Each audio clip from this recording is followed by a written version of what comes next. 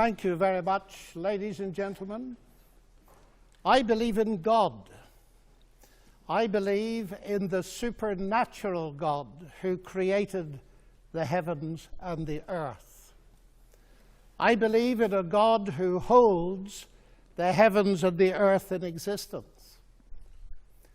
I believe that on the basis of rational evidence, similar to the beliefs held by the founders of this house, who gave this university the motto, Dominus illuminatio mea. They saw no contradiction between faith in God and the utmost excellence in rational inquiry.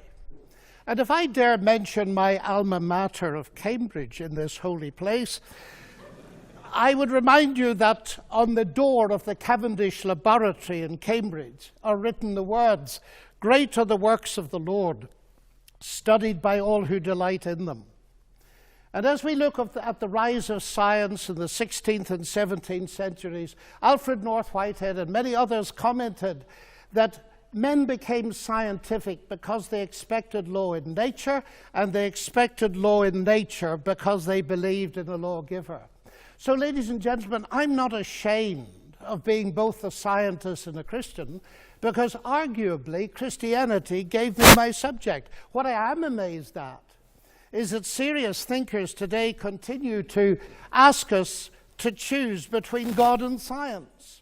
That's like asking people to choose between Henry Ford and engineering as an explanation of the motor car. When Newton discovered his law of gravity, he didn't say, "I've got a law, I don't need God." No, he wrote the Principia Mathematica, arguably the greatest work in the whole history of science, because he saw that God is not the same kind of explanation as a scientific explanation. God doesn't compete.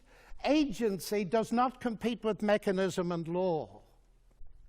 Why is there something rather than nothing? Alan Sandage, the brilliant cosmologist who became a Christian in his 50s, said God is the answer to that question.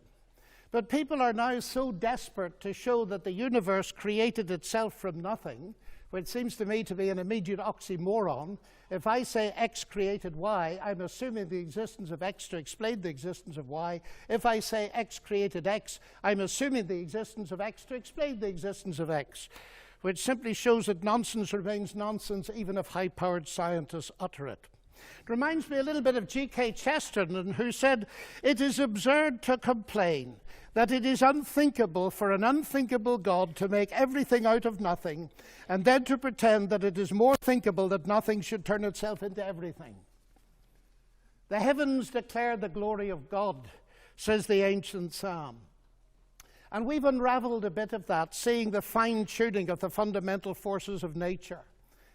It's something that's so striking to scientists that it demands explanation. And it seems to me that Arno Penzias hit it right. He is the Nobel Prize winner who discovered the microwave background on which a lot of the evidence for the Big Bang is based. He said astronomy leads us to a unique event, a universe which was created out of nothing, one with the very delicate balance needed to provide exactly the right conditions required to permit life, and one which has an underlying, one might say, supernatural plan. But I want to come to what I think is one of the fundamental arguments for theism. I take it this house believes in reason. That's why we're all here. And as a scientist, I believe that the universe is rationally intelligible. That is something that has struck some of the geniuses of science as demanding an explanation. Einstein said the only incomprehensible thing about the universe is that it's comprehensible. And Wigner talked about the unreasonable effectiveness of mathematics. How is it that a mathematician thinking in her head in here can come up with equations that seem to fit the universe out there? Well, how is it indeed?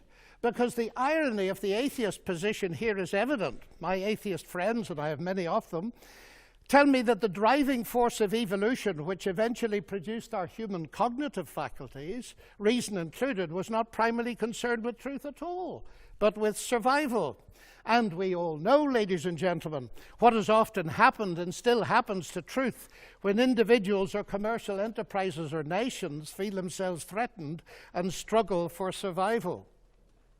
A leading philosopher, Alvin Plantinga of Notre Dame, says if atheists are right that we are the product of mindless, unguided natural processes, then they have given us strong reason to doubt the reliability of human cognitive faculties, and therefore inevitably to doubt the validity of any belief that they produce, including their atheism.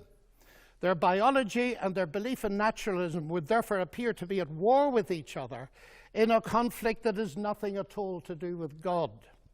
Yet my atheist friends still insist that it is rational for them to believe that the evolution of human reason was not directed for the purpose of discovering truth. And yet it is irrational for me to believe that human reason was designed and created by God to enable us to understand and believe the truth. Curious logic. By contrast with that, biblical theism asserts that ultimate reality is personal and intelligent, and the reason science works, and this was the motivating force that drove the great pioneers of science, is that the universe out there and the human mind in here that does the science are ultimately the product of the same intelligent divine mind. Human beings are made, we are told, in God's image, and that means that science can be done. That makes infinitely more sense to me as a scientist than atheism does. Now let me come briefly to ethics. Ethical behavior, like rational behavior, of course, does not itself require religious belief. This is consistent with the fact that humans are created in God's image as rational moral persons. But just as I suggest that rationality cannot be explained without the existence of God, so I dare to suggest that the existence of morality cannot be explained either. As modern science sprang from Judeo-Christian sources, so did the concept of human equality. Listen to atheist Jürgen Habermas, arguably one of Germany's leading intellectuals. He said that universalistic egalitarianism, from which sprang the ideals of freedom and a collective life and solidarity, the individual morality of conscience, human rights and democracy, is the direct legacy of the Judaic ethic of justice and the Christian ethic of love. This legacy, substantially unchanged, has been the object of continual critical appropriation and reinterpretation. To this day, there is no alternative to it. Everything else is just idle postmodern talk. And it seems to me he's hitting the core of something important, because the value of a human being on which such egalitarianism rests is based not on what the human being can do, but what she's made of, or how she's made in God's image. I never forget speaking on one of my many visits to Russia to a colleague in the Academy of Sciences. And he said, "You know, John, we thought we could abolish God and retain a value for human beings. We found we couldn't, and we murdered millions of them." And Alexander Solzhenitsyn has said, "If I'm asked, why is it that 60 million of my fellow countrymen were sacrificed?" He said, the answer is, we have forgotten God. Science, of course, marvelous as it is limited. Even a Nobel Prize winner, by analyzing a cake, cannot tell why it was made. But Aunt Matilda, who made it, can tell you. She can reveal it to you. But if she doesn't reveal it to you, you'll never know. And that brings me to my next evidence. It's the same with the universe. We can analyze it magnificently. But ultimately, if it has a maker, and I believe it has, only he can tell us what it's all about.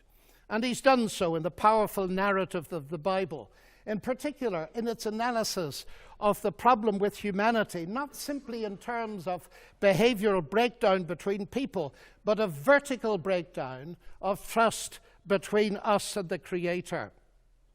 The unique solution to that problem is not simply in terms of human ethical development, although that's very important, but in terms of something far deeper altogether. The restoration of the fractured relationship with God through the salvation he has brought through Jesus Christ. A radical relationship that empowers us to live ethically from God. And here we reach what for me is the chief evidence, not only for the existence but the nature of God. It is Jesus Christ. He it was who not only taught the golden rule but embodied it, fed the hungry, healed the sick and suffering, and welcomed society's outcasts, brought honor and respect to the marginalized and ashamed. And he's brought forgiveness and peace to multi-millions around the world. He's able to do this, of course, because though he was a man, he uniquely never was only a man, but God become human. The central evidence for this startling claim is, of course, his historical resurrection from the dead that launched Christianity in the world. This is, of course, ladies and gentlemen, a crunch issue. If Jesus rose from the dead, death is not the end and atheism is false. If Jesus did not rise from the dead, Christianity is false. And I remember at Cambridge as a student listening to the brilliant Sir Norman Anderson, a legal expert, going through forensically the evidence from his legal perspective as a brilliant lawyer. And he said at the end of it, "The empty tomb, then, of Jesus forms a veritable rock on which all rationalistic theories of the resurrection dash themselves in vain." Just finally now, as I read the Bible, I do not only find intellectual satisfaction, but I find a great deal of that. I sense the voice of God speaking to me. You say, that's intensely personal. But ladies and gentlemen, we've been asked tonight about belief in God. And I want to strongly emphasize that God is not a theory, he's a person. And if the origination of me qua person is a personal God, then the most exciting thing really is there a possibility of getting to know God? And so I don't simply believe there is a God. I've come to know him and trust him. And I have strong reasons for doing so, because of Christ dying and rising again for me. And that has generated in me a sense of utterly unmerited forgiveness, acceptance, and peace. That has enabled me to face the ugly side of my own nature, and with God's help to do something about it. But it's enabled me to face something else. The hardest problem I face as a Christian is the problem of evil and pain. My niece getting a tumor at 22 that kills her. What do I say to my sister? And this is the hardest problem we face. But it seems to me that atheism here has no answer, because by definition, atheism believes that human death is the end, so there is no ultimate hope. But you see, ladies and gentlemen, we could stay here till midnight and beyond arguing, as has been done in this university for centuries, what a good God should, might, would, could, if not, possibly might, just could he not have done, and we'll get nowhere. So it seems to me there's another question we can ask, and it's this. Granted that life presents us with a double picture. We see some beautiful things. We see some ragged edges. We see hurt and pain, and we see joy. How can we come to terms with that? And it seems to me here is no simplistic answer, but a window into an answer, and it's this. If it is actually true that Jesus is, as I believe him to be, the Son of God, then we can ask the question, what is God doing on a cross? And the answer comes back at the very least.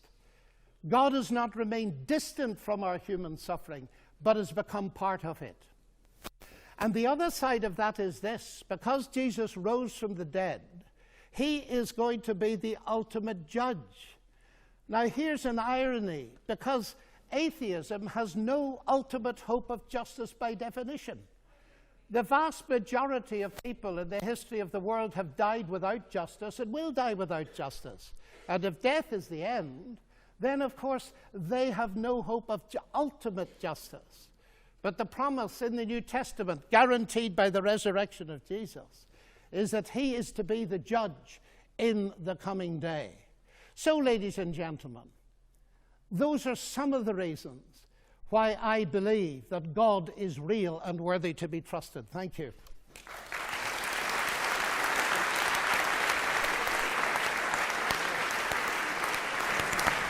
Amen.